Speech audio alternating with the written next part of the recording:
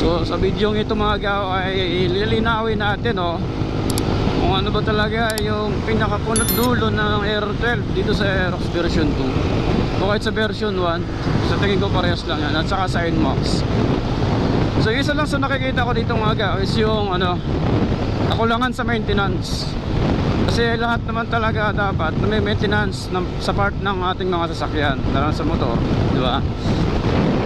Meron lang umabot dyan ng 1 taon, 2 taon. Sigurado, ano na yan, kailangan ng maintenance yan. Meron nga dyan ilang buwan lang. Parts ng motor to pinag-uusapan natin. Kailangan na agad yung maintenance, di ba? So what more pa kaya pag inaabot ng ilang taon, 1 year, 2 years, 3 years, di ba?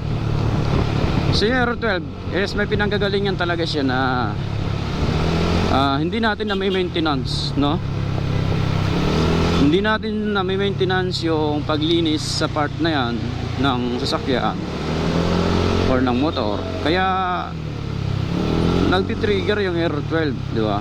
Kahit sino naman pag hindi na maintenance hindi mo na maintenance yung pagkain talagang gugutom ka din di ba?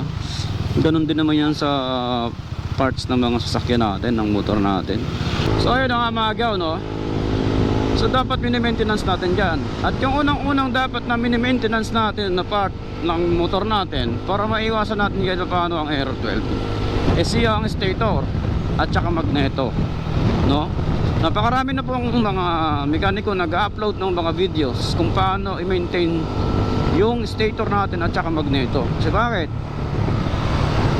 Yung kuryente kasi na dumadalo dyan mga gaw papunta sa ating ECU ay sobrang lakas niyan. Kaya kapag siya may something na problema sa kanya, yung kuryente na yon hindi yun didire-diretso papunta ng ECU. Hahanap at hahanap ng butas yon. So kapag nakahanap na siya ng butas ay doon na siya magwawala, no? Magwawala na yung kuryente, manununog na yon, susunugin niya na yung mapupuntahan niya. Kaya ganun yung nangyayari, di ba? Yung isa pang dinadali niyan is yung socket, di ba? Yung socket niyan, yan yung madalas na susunog diyan. Kasi nga ang nagiging cause niyan kung bakit nagkakaganyan, hindi dumidiretso yung kuryente sa ECU natin, is yung kanyang magneto, yung stator niya hindi maganda ang ikot, no? Kumbaga palyado kasi nga hindi na may maintenance.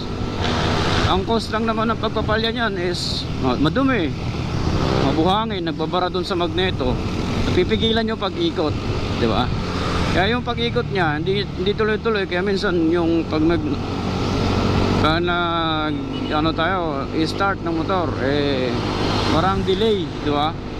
Parang palyado.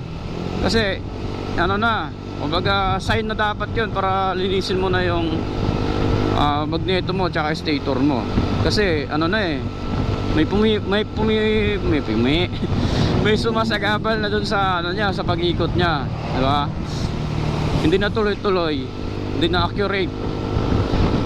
Kaya mas maigi, lalo sa mga bagong dyan, motor na may magneto, ang gagawin nyo, kasi kinakalawang yan, lalo pag madalas kayong mga biyahe na umuulan, ganyan, basang kalsada na nadaanan nyo, mas better na papinturahan nyo yung pinakang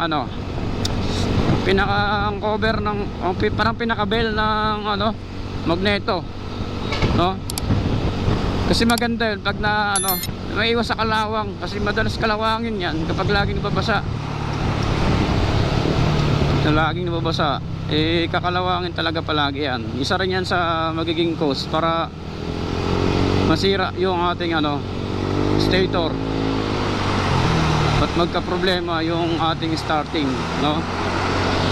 Kaya much better na malinisan nyo din talaga yan. Hindi nyo yung sasakit naman mga gaw is lang naman yan liha lang naman yung katapat nun, yung female tsaka male socket ng Aero 12. Kailangan nyo lang linisan kasi yun nga, sabi ko kanina, sinusunog yan ng kuryente ng voltahe na nanggagaling sa stator. Kaya nagkukos din ng kalawang. So nangyayari, nagkakaroon ng lost contact. Pag nag-lost contact yan, ganun na naman yung mangyayari. Hahanap na naman yung kuryente kung saan siya pupunta, diba? Hahanap naman siya ng kuryente. Yung mapuntahan yun, sira na naman yun. Kung hindi man agad-agad, dadahan-dahanin niya. So hindi natin alam anytime, baka mamaya sa biyahe tayo, wag naman sana masira, diba? So much better na maintain natin yan. Yun yung isa sa nakikita ko na pwede nating para ma-less natin yung issue kay Aero 12, para tumagal pa lalo yung yung sakit ng Aero 12 at saka yung ating stator, no? Gawin natin yan, maintenance natin yan. Dapat lang naman talaga maintenance yan. kahit anong part yan, pag pinabayaan mo yan, isigilin ka talaga yan balang araw, mas malaki magagastos mo. Napakadali lang naman yung maintenance yan. Sa susunod, pag maglilinis ako ng ng stator or ng magneto, gagawan ko ng video para pakita ko sa inyo kung paano linisin. Madali lang siya mga gaw. Kunting tools lang yung gagamitin natin, basta tamang tools yung ginagamit, madali lang tanggalin. Hindi katulad nung nauso dati na yung pulley na wini-welding pa sa magneto. So wala tayong gagawin na ganon. Simple lang, simpleng baklasan lang yung ginagawa ko dito. Yan yung sa susunod, gagawa natin ng tutorial yan. Madali lang siya mga gaw, promise. Kaya niyan. So yan lang muna sa ngayon mga gaw, no? Maraming salamat sa nagpatapos ng ating video.